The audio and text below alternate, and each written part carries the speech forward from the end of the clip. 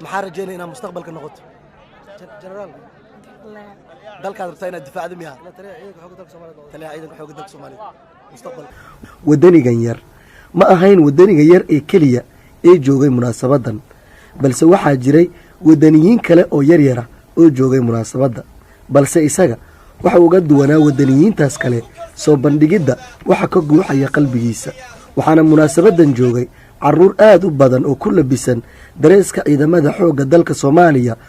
oo waalidiintooda ay gacmaha hayaan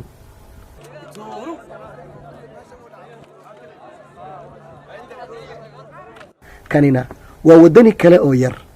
aabihii ayuuna la qaybsanayaa farxadda qalinjibinta tababarkii u soo idlaaday ما شاء الله قولوا شو سلام سلام هذه maxamed ibraahim abuukar oo ah aabbaha wiilkan yar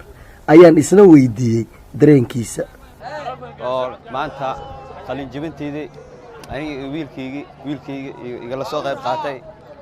waxaan ku faraxsanahay in aan aniga wiilkayga dalkayga dadkayga aan difaacno ayaan diyaar u nahay insha Allah waxaan u rajaynayaa in hogaamiyaha Soomaaliya uu noqdo insha Allah ujeedada samaynta sheekadan ayaa ah in lagu barbaariyo caruurta Soomaaliyeed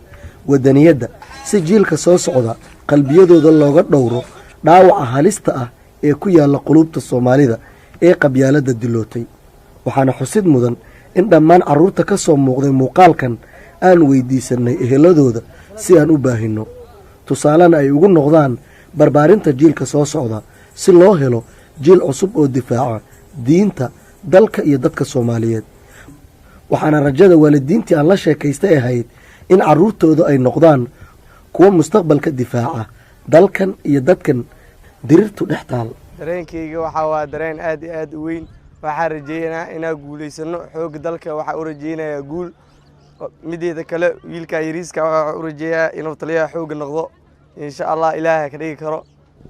munaasabadan waxaa qayb ka ahaa caruur aad u kala duwan da'aadooda oo loogu labisay dharka ciidamada xoogga dalka Soomaaliyeed